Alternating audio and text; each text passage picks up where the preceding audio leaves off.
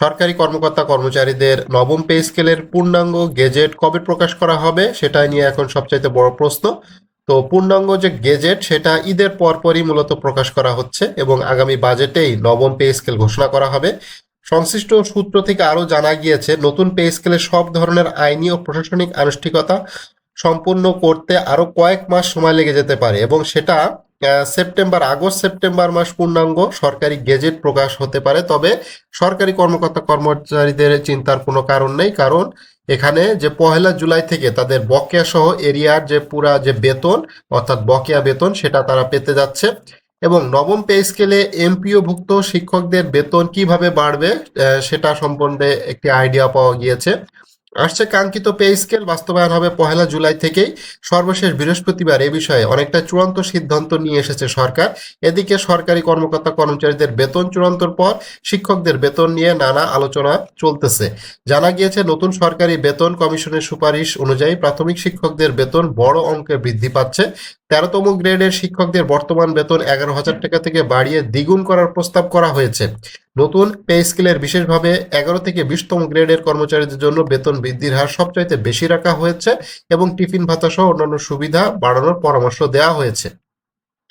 এবং এখানে তো সবকিছুই রেডি আছে, জাস্ট এখন পে স্কেলটা ঘোষণা দিতে হবে এবং যেভাবে এগোচ্ছে। এবং সবচাইতে বড় কথা, জুলাইয়ের আগে কি গেজেট হবে কিনা।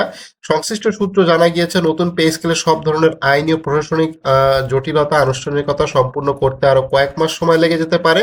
এই প্রশাসনিক জটিলতার কারণে যদি আগামী আগস্ট বা সেপ্টেম্বর মাসের পূর্ণাঙ্গ গেজেট প্রকাশিত হয় তবুও সরকারি কর্মচারীদের চিন্তার কোনো কারণ নেই, কারণ প্রজ্ঞাপন অনুযায়ী প্রজ্ঞাপন জারি হবে 1 জুলাই থেকেই। তো বকেয়া সহ এরিয়ার একটা বেশ ভালো একটা অ্যামাউন্ট একসাথেই পাওয়া যাবে যদি আগস্ট মাসে না হয়ে এটা যদি সেপ্টেম্বর মাসে চলে যায়। আর যদি আগস্ট মাসেই মানে জুলাই মাসে যদি কার্যকর হয়, আগস্ট মাসে যদি এটা সব সম্পূর্ণ হয়ে যায় তাহলে তো আর বকেয়া পাওয়া যাচ্ছে না। বাট এটা যদি 1 মাস দেরি হয়ে যায় তাহলে 1 মাসের বকেয়া সহ পাওয়া যাবে। এটা নিয়ে কোনো সমস্যা নেই। যে যে সচিব কমিটি যে রিপোর্ট দিয়েছে সেটা খুবই আশাব্যঞ্জক একটি রিপোর্ট। প্রধানমন্ত্রীর কার্যালয়ে অলরেডি এই রিপোর্ট চলে গিয়েছে। এটা নিয়ে আলাপ আলোচনা হচ্ছে, যাবতীয় কার্যকলাপ হচ্ছে ঈদের পরে, যাতে বাজেটে এটার পূর্ণাঙ্গ ঘোষণা আসতে পারে। সেই কারণে অর্থ মন্ত্রণালয় খুবই ব্যস্ত এবং অর্থমন্ত্রী সহ সকলেই এই নিয়ে মূলত কাজ করতেছে এবং খুব তাড়াতাড়ি গেজেট প্রকাশ হতে যাচ্ছে এবং নবম পে স্কেল ঘোষণা হচ্ছে এই বাজেটে, অর্থাৎ বাজেটেই নবম পে স্কেল ঘোষণা হচ্ছে, এটা অনেকটাই কনফার্ম।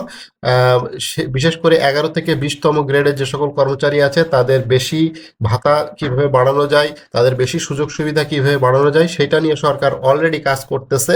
এবং এটা খুব আশা খবর যে তাদের 100% যে বেসিক সেটা হওয়ার সম্ভাবনা সবচাইতে বেশি। এবং ঈদের পরপরই মূলত পে স্কেলের যে পূর্ণাঙ্গ গেজেট সেটা প্রকাশ করা হবে। শিক্ষকদের বেতন বাড়বে, এমপিওভুক্ত শিক্ষকদের বেতন বাড়বে। তো সবকিছু মিলায় মাদ্রাসা সহ যে সকল শিক্ষকরা আছে তাদের বেতন স্পেশালি বাড়তেছে এবং ডবল হবে বেতন। এ বিষয়ে সরকার দিক নির্দেশনা অলরেডি দিয়ে দিয়েছে।